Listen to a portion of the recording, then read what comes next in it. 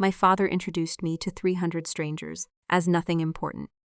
40 minutes before I found out my own brother had been lying to his fiancée for 2 straight years, using my name to do it. My name is Nora Mercer. I'm 34, and I've spent the last 9 years reconstructing human hearts under fluorescent operating lights, while my own family told strangers. I worked at a hospital. Nothing important. The ballroom at the Hargrove estate smelled like white lilies and old money, candle wax pooling on silver trays, the faint bite of champagne gone warm in too many hands. I was standing near the emergency exit because some habits from residencies never leave you. Always know where the door is. Always count the fastest route to the stairwell.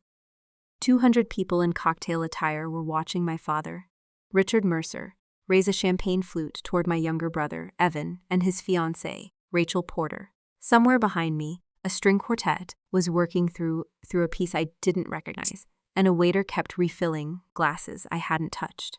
I'd driven 2 hours from Baltimore that morning, after a 7-hour valve repair, still smelling faintly of surgical scrub under the perfume I'd put on in the hospital parking garage. I hadn't slept properly. I never do the night before I have to sit across a table from my father.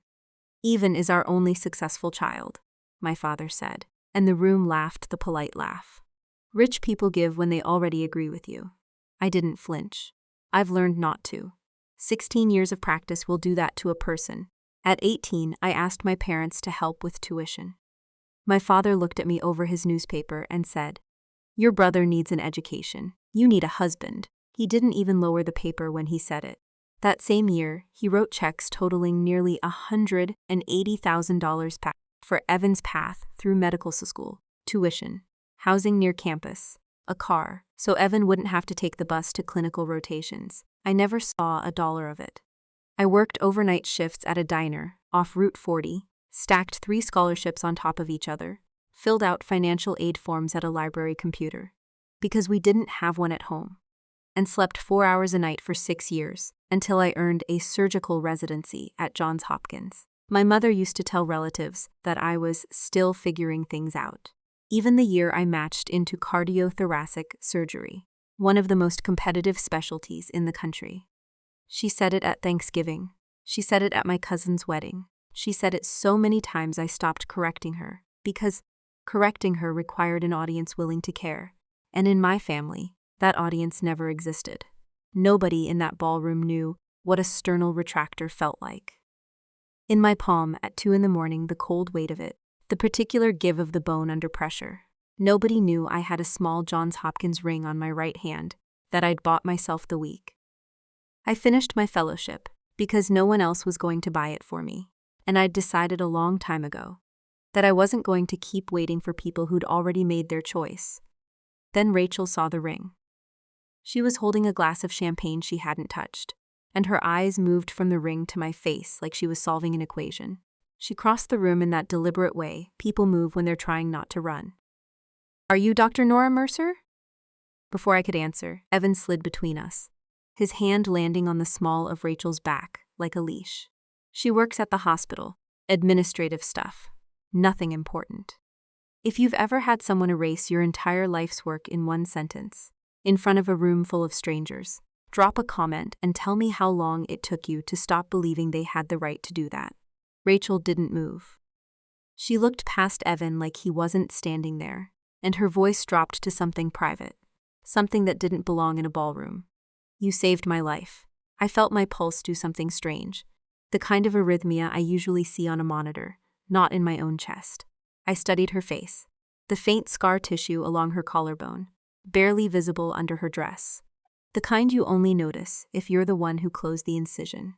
3 years earlier, a 26-year-old woman had come into my OR after a highway collision that had crushed her sternum and torn the pericardial sac around her heart. I remember the trauma pager going off at 3:47 a.m. I remember the resident's voice cracking as she read out the vitals. I remember calling the time of the cross clamp, the particular silence of a room where 12 people are all listening to one monitor. I remember her blood pressure crashing twice on the table and holding steady. The third time, my hands moving faster than I was consciously thinking, the way they do after enough years. I never learned her name afterward. Surgeons rarely do. We stabilize, we hand off, we move to the next emergency, and the patient becomes a case number in a chart we sign off on weeks later. I never imagined that woman would end up engaged to my brother. Rachel, Evan said, laughing too loudly, the sound landing wrong in a room, this quiet around us. Let's get you some air. She didn't move an inch.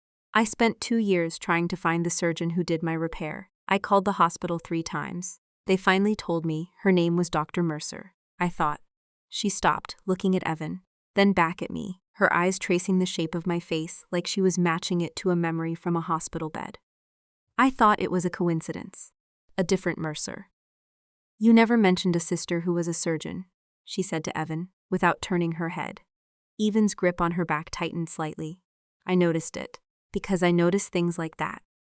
The small physical tells people give right before they start managing a room instead of being honest in it. I'd seen fathers do it in consult rooms, when a diagnosis didn't match the story they'd been telling themselves.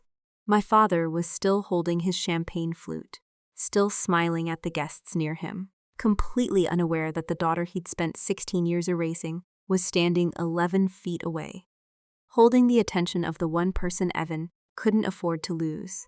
I want you to understand something about my family before I tell you what happened next. My father didn't just prefer Evan. He built an entire architecture of lies to protect the version of Evan he wanted the world to see, the framed acceptance letter still hanging in his study, the toasts at every holiday about my son, the future doctor, the way he introduced Evan to his golf partners. As if the introduction itself were a business card, and I was about to become the one piece of evidence that architecture couldn't survive. Standing 11 feet away in a dress I'd bought for a medical conference, holding a glass of water because I don't drink before I'm back on call.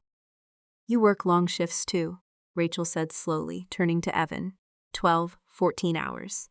You've told me about your patients, the night rotations. You're attending, Dr. Whitfield. Evan's jaw did something I recognized instantly, that micro-tightening people do right before a lie collapses. I'd watched families do it in consult rooms for years, right before they admitted. A parent had stopped taking their medication weeks ago. Of course, Evan said. You know my schedule. But Rachel wasn't looking at him anymore. She was looking at me, and there was a question forming behind her eyes that had nothing to do with gratitude. If you've ever watched someone else's carefully built lie start cracking in real time, you already know that feeling in your stomach. The mix of dread and inevitability, like watching a monitor flatline. You already predicted 3 minutes earlier. Drop a comment if you've ever been standing in the room when a family's favorite finally ran out of road. My phone buzzed against my hip. A text from Callahan, a former resident of mine who now worked in medical records compliance across 3 regional hospital systems. The kind of quiet administrative job that sees everything and says nothing. I almost ignored it. I was mid-crisis in a ballroom, after all. But something told me to look, the same instinct that tells you to recheck a lab value, even when everyone else says it's fine. Got the info you asked about. Evan Mercer's file doesn't match what your dad's been telling people. Call me when you can. This is bigger than a dropped residency.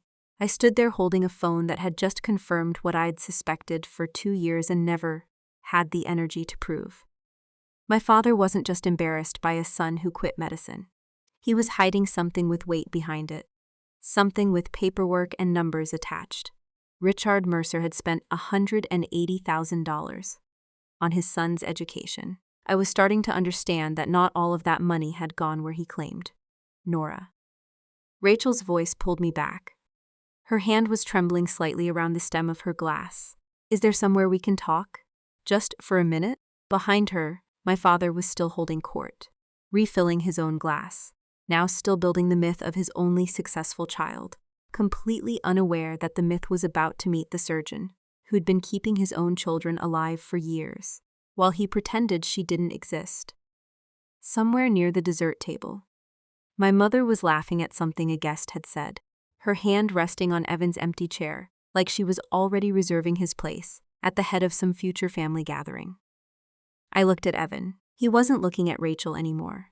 He was looking at me. The way people look at a chart they know contains bad news. The way families look at a surgeon walking toward the waiting room with an expression they haven't learned to read yet. Yes, I said. Let's talk. Rachel set her glass down on a passing tray without looking at it. The kind of precise, unconscious movement people make when their attention has narrowed to one single thread. She didn't say goodbye to Evan.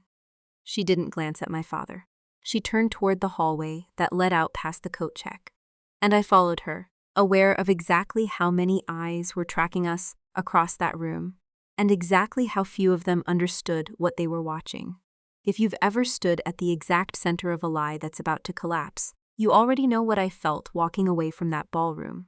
Not triumph, not yet. Just the calm procedural focus I use before every surgery.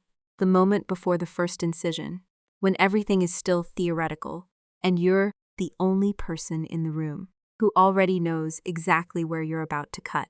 The hallway past the coat check smelled like cold marble and cigarette smoke drifting in from the terrace door someone had propped open.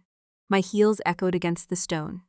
In a way, the ballroom's carpet had swallowed completely, and somewhere below us, a kitchen door swung open and shut, releasing a burst of clattering pans and the sharp smell of scorched butter. Rachel stopped walking, once we were out of sight of the ballroom, pressed her back against the wall, and exhaled like she'd been holding her breath since the moment she saw my ring. I need you to tell me the truth, she said, not the polite version, the real one. I've delivered bad news in hospital hallways for 9 years. I know the difference between a person who wants comfort and a person who wants facts. Rachel wanted facts. Her hands were shaking slightly, and she'd folded them together the way people do when they're trying to keep their body from telling on them. What do you know about Evan's residency? I asked. He's at Sinai General, cardiology track. He works nights 3 times a week. He's exhausted all the time. He talks about his attending Dr. Whitfield. She said it fast, like she was reciting something she needed to believe. Then she stopped. You're about to tell me none of that's true. I don't know all of it, I said, but I know Sinai General doesn't have a Dr. Whitfield in cardiology. I looked it up 2 years ago after a conversation with my mother didn't add up. Rachel's face didn't crumble the way I expected. It went very still, the way patients' faces go still, right before they ask you the question they're most afraid of. 2 years ago, she repeated. You've known something was wrong for 2 years, and you never said anything. If you've ever known a truth that wasn't yours to tell, and watched someone you barely know, walk straight into the version of events. Nobody corrected. Drop a comment and tell me if you'd have done it differently. Here's what I want you to understand about my family's math, because it's the same math a lot of families run without ever writing it down. My father spent $180,000 keeping Evan inside a story. I spent that same stretch of years building a life with my own hands, and neither of us ever sat down and did the actual arithmetic out loud. But I'd done it privately, late at night, more times than I want to admit. 6 years of residency stipends that barely covered rent in a studio apartment, with a radiator that only worked if you hit it twice. 2 jobs through undergrad, the diner shift, and weekends shelving inventory at a pharmacy that smelled permanently of rubbing alcohol and cardboard. A car I bought used with 11,000 miles already on it because a new one wasn't in the budget. My father never offered me anyway, a car with a check engine light that stayed on for 3 years because I couldn't justify the repair bill. Every dollar I have, I built myself, on top of a foundation. My family spent 2 decades telling me I didn't deserve to stand on. Meanwhile, Evan had a new car at 22, an apartment near campus, my father paid for through his entire supposed residency, and a story that required no one to check the details.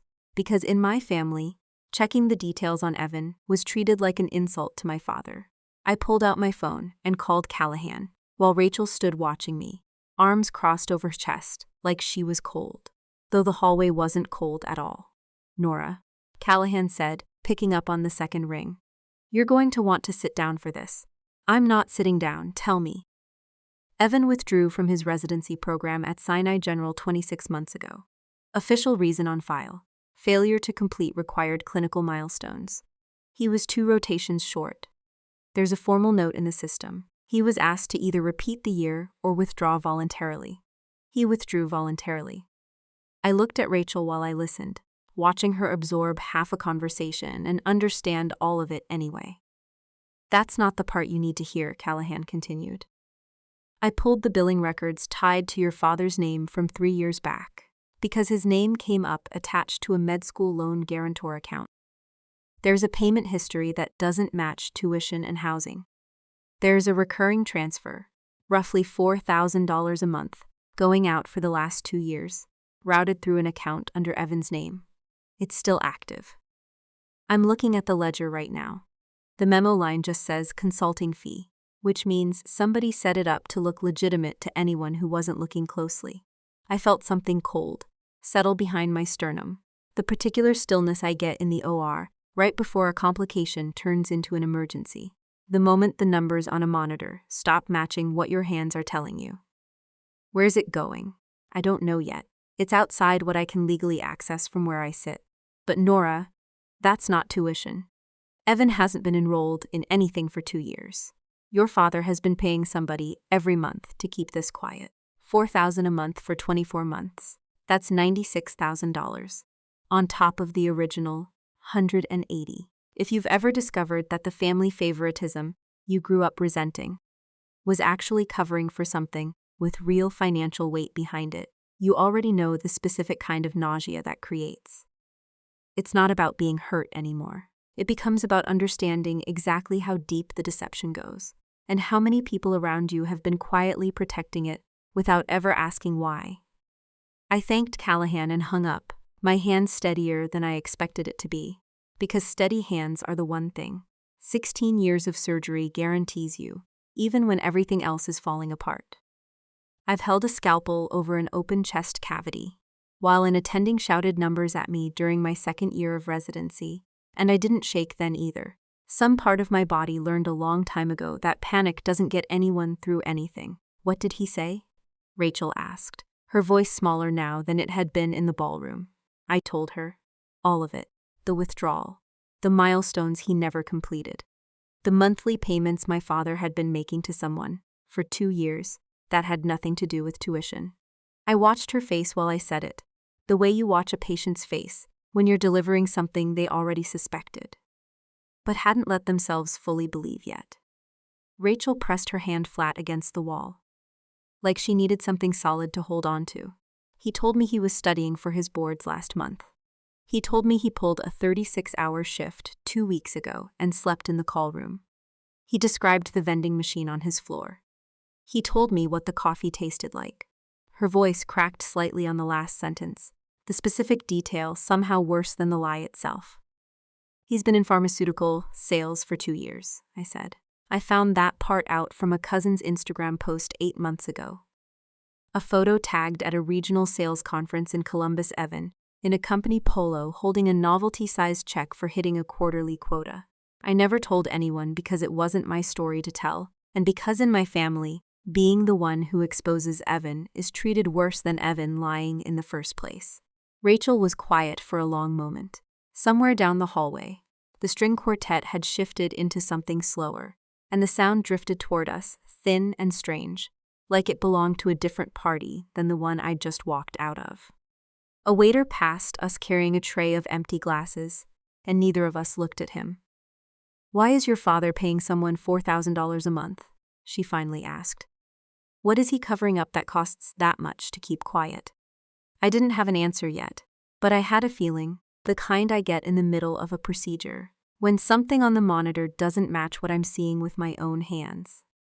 The kind of feeling that tells you the real problem isn't the one you originally walked in expecting to treat. $96,000 doesn't buy silence about a dropped residency. People don't pay that kind of money for 2 years running just to avoid an awkward conversation at Thanksgiving. That's the kind of money you pay to keep something buried that has consequences attached to it. Legal consequences, or financial ones, or both. "I don't know," I said, "but I'm going to find out." Rachel looked at me for a long moment, and something in her expression shifted from shock into something closer to resolve. "Then I want to know too, before I marry into whatever this is. If you've ever had someone choose the harder truth over the comfortable lie, right in front of you, you know, that's the moment a story stops being about betrayal and starts being about evidence. Rachel wasn't asking me to make this easier for her. She was asking me to help her see it clearly, which is a different kind of request entirely, and one I respected more than she probably realized. I gave her my number. She typed it into her phone with hands that had finally stopped shaking, and gave me hers in return, her thumb hovering for a second over the contact photo field, before she just left it blank. Neither of us said anything about what came next. Whether she'd confront Evan tonight, whether she'd wait, whether any of this would survive the drive home. Some conversations don't need a plan attached to them yet. They just need to happen. And somewhere behind us, in a ballroom full of 200 people, still toasting a version of my brother that had stopped being true. 2 years ago, my father was still smiling, still refilling glasses, still unaware that the daughter he'd called nothing important had just become the only person in that building who understood exactly what he'd spent close to $300,000 trying to bury. I could hear the faint rise of laughter through the walls, my mother's voice somewhere in the mix, bright and untroubled, the sound of a family still operating entirely on the version of events my father had built for them years ago, a version that was about to run out of road, faster than any of them were prepared for. 3 days after the engagement party, I was standing in the on-call room at Johns Hopkins at 1 a.m., eating a protein bar over the sink because the cafeteria had closed 6 hours earlier, when Rachel's name lit up my phone. I'd just come off a 9-hour aortic dissection repair, the kind of case where you don't get to sit down once between the first incision and the moment you finally strip off your gloves, and my feet still ached inside shoes I hadn't taken off since 4 that afternoon. My scrub cap was still on, pushed back off my forehead, and I hadn't bothered pulling it off yet. I found the account. I need you to see this before I do anything else. I called her back, standing in that same cramped room cinder block. Walls painted the same beige as every on-call room in every hospital I've ever worked in. A cot against one wall with a blanket. Someone had folded wrong. The smell of burnt coffee from the pot down the hall that nobody ever cleaned properly. Somewhere down the corridor, a monitor was beeping in that steady, unbothered rhythm that means nothing is wrong, and I found myself listening to it the way I always do, half my attention permanently tuned to whether an alarm is about to change tone. "Tell me," I said. I went through Evan's laptop while he was in the shower. "I know how that sounds. I don't care anymore." Her voice was flat, the particular flatness of someone who has stopped being surprised. "There's a folder called Dad Consulting. 6 invoices, same amount every month, $4,000, made out to a company called Meridian Advisory Group." I looked them up. "There's no website, no employees on LinkedIn. The registered address is a UPS store in Towson." I set the protein bar down on the counter and didn't pick it back up. "That's a shell," I said. "That's not a consulting firm. That's a name on paper, so the transfers have somewhere to land." 2 years, I repeated, more to myself than to her, watching the reflection of the corridor light bend across the stainless steel sink in front of me. He's been paying my brother 2 years of silence money, and calling it consulting. And I've spent that same 2 years thinking my father simply preferred him. It was never that simple. It was never even really about preference. "There's more," Rachel said. "There's an email thread from 14 months ago. Your father, writing to someone named Preston Hale. He says," she paused, and I heard her take a breath, the specific kind of breath people take right before they read something out loud, that they wish they didn't have to. "He says, the board doesn't need to know about the discrepancy in the 19 audit. As long as Evan stays quiet about what he saw in the account reconciliation, keep paying him, and this stays contained." I sat down on the edge of the cot, because some information needs a body braced for it, even a body used to standing through 8-hour procedures without flinching. "What board?" I asked, though some part of me already knew. "I think it's your father's company, Mercer Holdings. There's a logo in the email signature. If you've ever realized mid-conversation that the family secret you'd spent your whole life resenting was never really about you at all, you know exactly the specific kind of dislocation that creates. I'd spent 16 years assuming my father's blindness toward me was simple. A preference, a bias, an old-fashioned belief that sons mattered more than daughters. I had never once considered that it might be functional, that keeping Evan financially dependent, keeping him quiet, keeping him inside a story that made him look successful, might be less about love and more about control. A son with no other options is a son that does what he's told. My father hadn't just failed to invest in me. He'd specifically invested in keeping Evan unable to survive without him, and I had spent years mistaking that dependency for favoritism. "Nora," Rachel said. "Are you still there?" "I'm here." My voice came out steadier than I felt. "Send me everything. Every invoice, every email, screenshots of all of it, time-stamped, in case anything gets deleted. Are you going to confront him?" I thought about that question longer than I expected to. Not because I didn't know the answer, but because I was recalculating something I'd been running my whole adult life without ever writing the total down. Here is the arithmetic I did. Standing in that on-call room, at 1 a.m, the fluorescent light overhead buzzing faintly, the way it always does. Around 3, though it wasn't quite 3 yet, my father spent $180,000 on Evan's education. Then he spent roughly $96,000 more, keeping Evan quiet about something, in a 2019 audit. That's close to $280,000 invested in protecting a son who had, by every measurable standard, failed. Failed his residency, failed to become the doctor. My father told everyone he was, and was apparently now failed enough as a person that he needed to be paid every month to keep his mouth shut about something worse than his own failure. I got $0. Not because I failed. Because I succeeded on my own, without needing anything from him. And a daughter who doesn't need you is a daughter who can't be controlled with money. There was no leverage in me, no dependency to manage, nothing to keep buried. I was simply inconvenient in a way that required no ongoing investment, so my father invested nothing, and called it a preference for sons, instead of what it actually was. A strategy that only worked on people who could be kept needing him. That was the moment something shifted in me, somewhere between the cot and the sink in that beige room, under a light that never quite stopped humming. I stopped waiting for my father to notice what I'd built. I started treating him like a case file. A set of facts to be gathered, verified, and eventually presented, the same way I'd approach any complicated diagnosis, where the patient has been lying about their symptoms for years, and the family keeps insisting nothing is wrong. If you've ever spent your whole life trying to earn a parent's pride, only to realize you were never actually competing for it, you were just outside a transaction you didn't know was happening, drop a comment, because that recalibration doesn't happen quietly. It happens exactly like this. Standing somewhere ordinary, holding something mundane, while a piece of information rearranges 16 years of memory in the space of about 4 seconds. "I'm not going to confront him yet," I told Rachel. "Not until I understand what's actually in that 2019 audit. If my father is paying to bury a discrepancy at his own company, I want to know what the discrepancy is before I say a single word to him." "What if it's illegal?" Rachel asked. "What if this is more than a family secret?"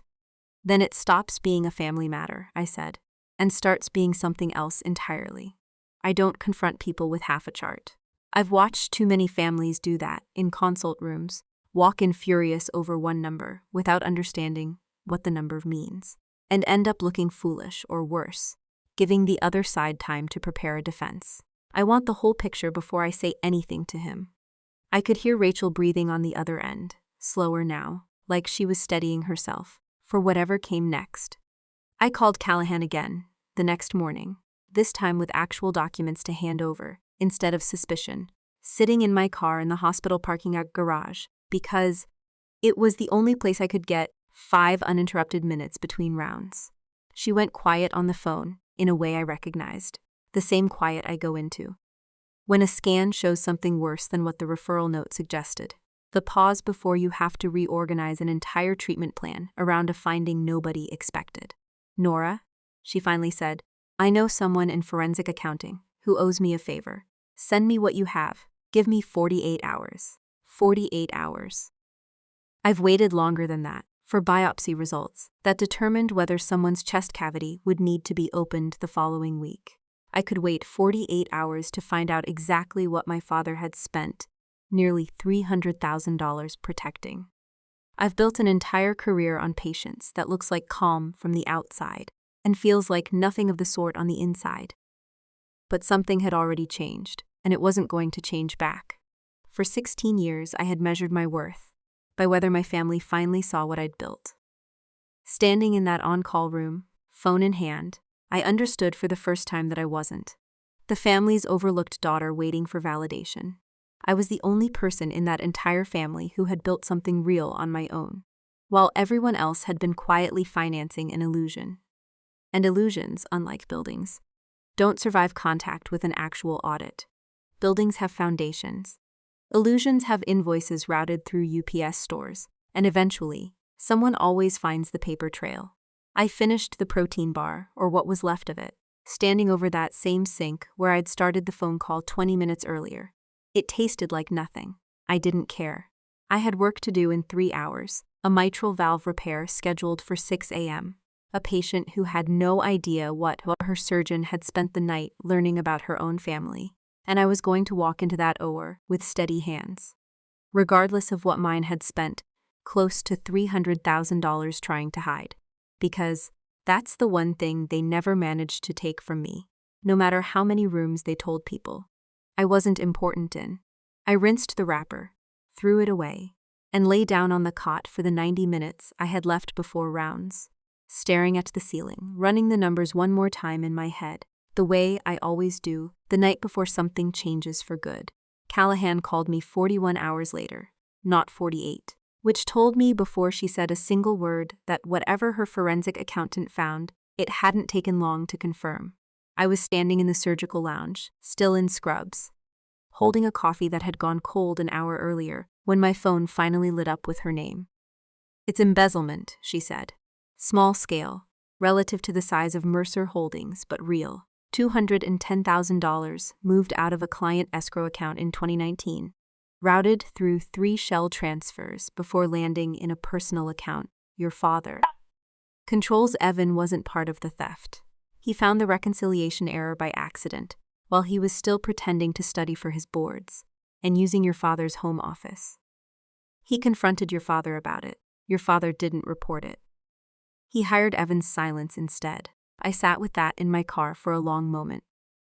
Before I called my father, watching the parking garage's fluorescent lights flicker through my windshield, running the number over and over until it stopped feeling abstract and started feeling like something I was actually going to have to say out loud to the man who raised me.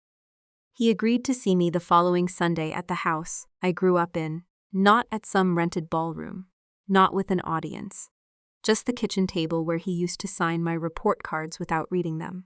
The same yellow-tiled kitchen, with a clock over the stove that had run 4 minutes slow, for as long as I could remember. I brought a folder, not because I needed it to remember the numbers, because I wanted him to see them printed the way he'd made Evan's fabricated success feel real, by never putting anything on paper that anyone could check. My mother wasn't there. He'd asked her to take the afternoon with a friend, which told me he already suspected what this conversation was going to be. The house was quiet in a way it never used to be when I was a kid, back when Evan's cleats were always by the door and someone was always yelling about a missing permission slip. "You look tired," he said, when I sat down across from him. It was the closest thing to an opening he had. His hands were wrapped around a mug of coffee. He wasn't drinking, and I noticed, for the first time in years, how much older he looked than the version of him I still carried around in my head. "I've been reading about Meridian Advisory Group," I said, "and Preston Hale, and a $200,000 transfer out of a client escrow account in 2019.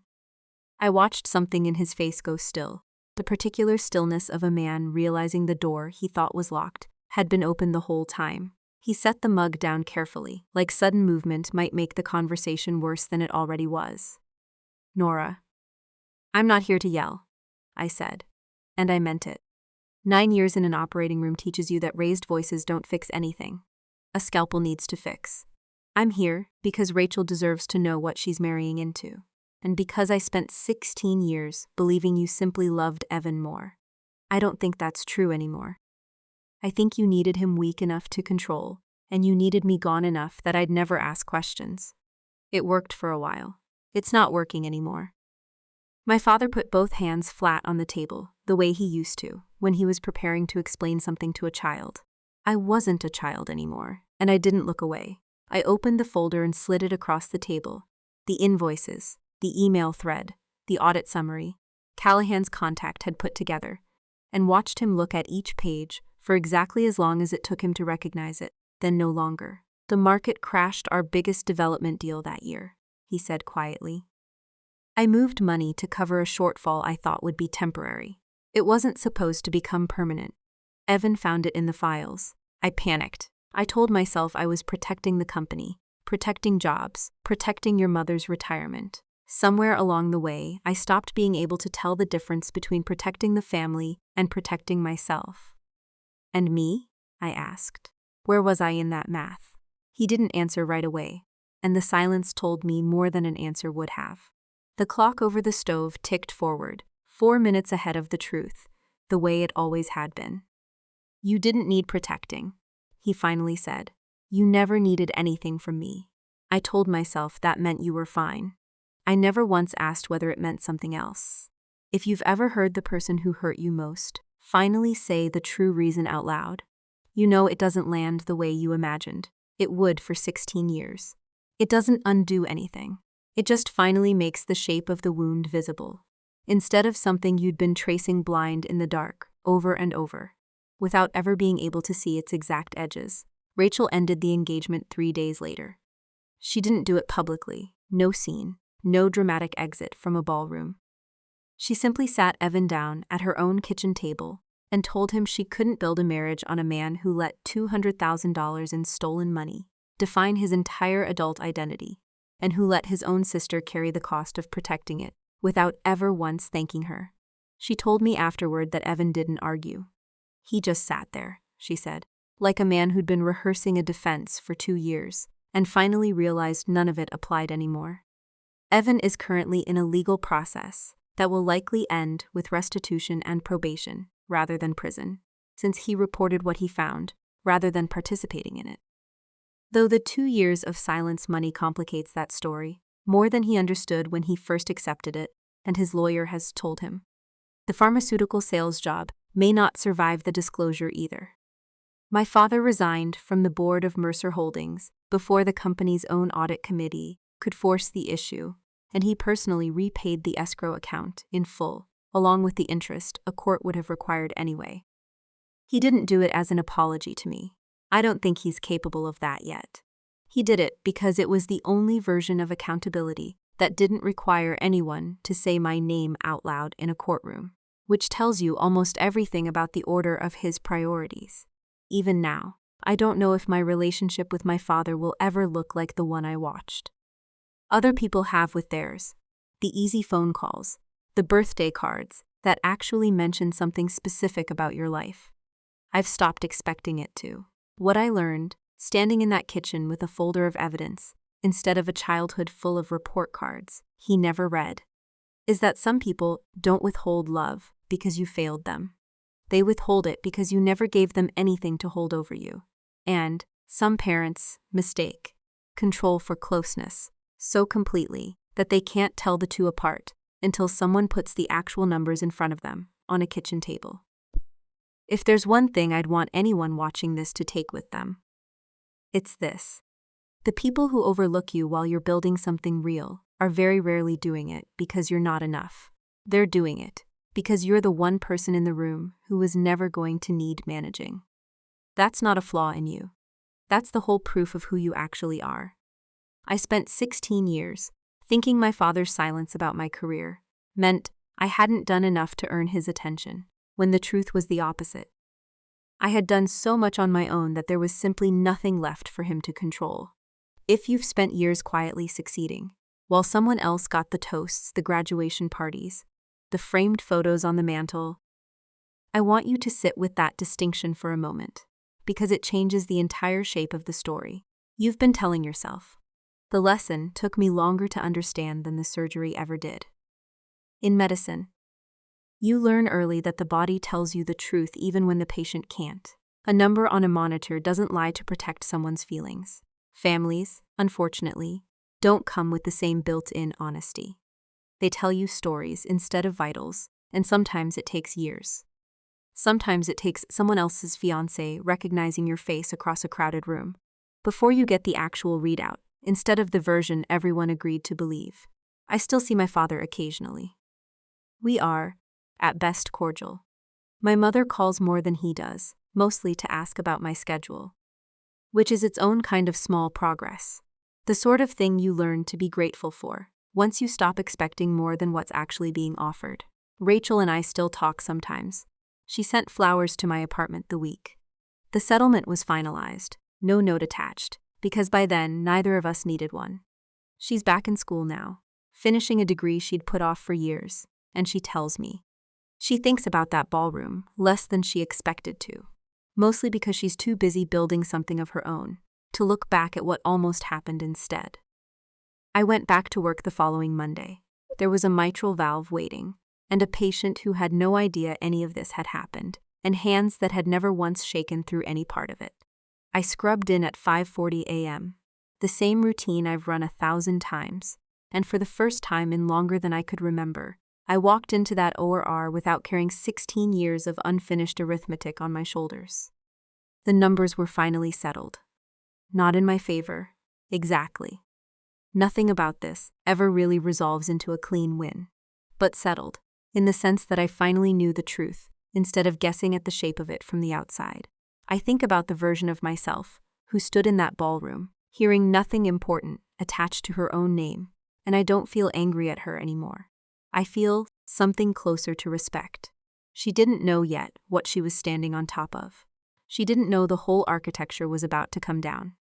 She just kept doing the work, the way she always had, because that was the only thing she'd ever fully controlled. If this story meant something to you, if you've ever been the one who built a life quietly, while someone else got the toasts and the applause, tell me in the comments where you found the moment you stopped waiting for them to notice. And if you want more stories like this one, subscribe. There's another family waiting to be found out next week.